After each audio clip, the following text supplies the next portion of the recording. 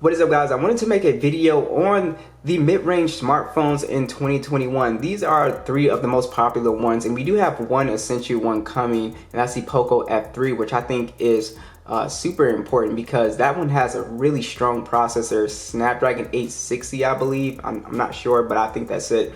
And they're all priced at a really great prices at 300 bucks. So that's why I was really impressed with this year's mid-range lineup here.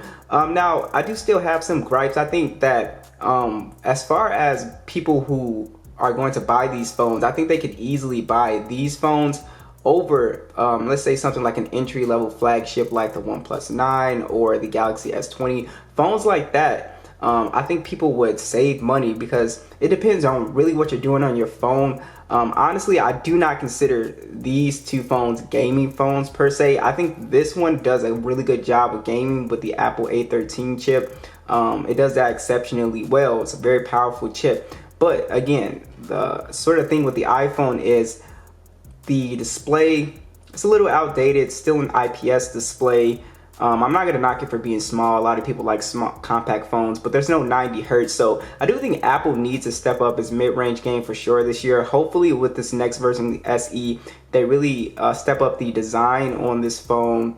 And honestly, they can just add an ultra wide lens because it is a little bit dated with the single lens on here. But the reason why this phone is so popular is because it does take, excellent photos here for sure. It does take excellent photos and also really good video as well. So I think that's one reason why it's just super popular. But also, again, like I said, the processor on here is blazing fast. It's a very powerful phone when you're just bouncing in and out of applications, playing games. This is a very powerful phone. I don't consider these per se gaming phones. If you look at, the speed test, performance on PUBG wasn't that great. Like, it's playable, the games are playable, but you're not going to get those high frames per second, stuff like that. But just to highlight why I really love these mid-rangers this year is that they made some excellent moves with particularly these two phones. So the A52, the A51 was really extremely popular last year, and they made it so much more popular, especially with upgrading this design. So if you look at the A51, it kind of had, you can tell it was, a cheaper sort of mid-range phone. This phone, when you look at it, it looks super clean, and it looks like it can easily be, a more expensive phone, around $600, even $700. It has that clean, very sophisticated look. And the 10 Pro also does have that, but this is all plastic. It's got the matte finish. With this color, this is actually a glass back on here, which is crazy. So you're getting these sort of premium materials on these $300 devices, which is really, really awesome.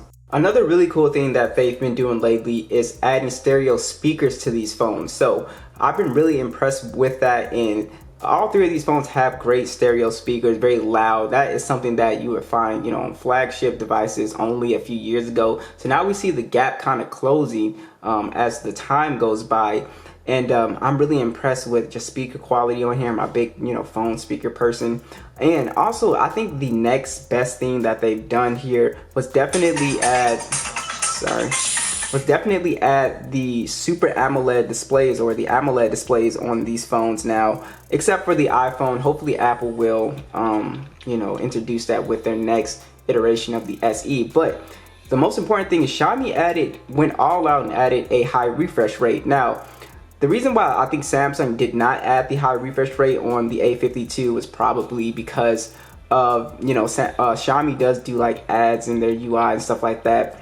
So, it is something, or you have like the little applications that you did not install and stuff. So they kind of do stuff like that, which Samsung does not. So I guess you get a cleaner experience, but I really love the move to 120 hertz on the Xiaomi phone. It feels super smooth, and it gives it that sort of like flagship feeling. And also, I believe this is the first 90 hertz sort of entry-level mid-ranger for Samsung. So I really, really like the move. I think next year the A53 is definitely going to have 120 hertz. So as you guys can see, the gap is really closing with these mid-range smartphones, which I think is interesting. So the feel from a flagship or entry-level flagship, again like the OnePlus 9 or the Galaxy S20, is sort of like closing. If you give it to just your normal person, they won't be able to really tell much of a difference. But I think where these phones still fall short, except for the iPhone, is probably the processor. So the Snapdragon 732G that they're using in the Note 10 and then the 720G, they're pretty much the same, but they're not super powerful. If you saw the speed test, when you go into PUBG, you can't get, you know, extreme frame rates, and you can't really crank the graphics up that high. So you know, they still fall in that department, sort of like processing speed. But as far as like RAM, you get 6 gigs of RAM. Multitasking is fine on these phones. They do a lot of stuff great. Like I said, you got the IP rating. You got these massive batteries in these phones now. 4,500 milliamps on the A52, 5,020 milliamps on the 10 Pro. It's just crazy. So you're getting great battery life on these phones as well. And I think overall the biggest thing with these phones is, you know, obviously the camera quality has taken a big jump. To me, you're just getting excellent photo quality. I think your normal person, when they take photos with these phones, they'll be extremely impressed.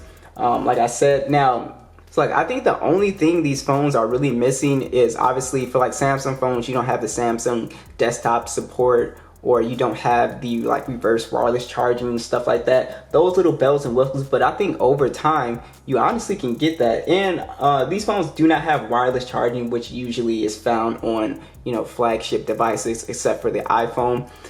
So yeah, I just really been enjoying the sort of mid-range space. What do you guys think? Do you guys think the gap is going to close really soon in the next 2 years? You really won't be able to tell that much of a difference, because if they're going to put processors like the Snapdragon 860 in the Poco F3, and just imagine them just adding the Amoled and keeping all the stereo speakers, all that stuff, IP rating, then the gap just starts to close a lot. So what do you guys think? Be sure to let me know. I'll catch you guys in the next one.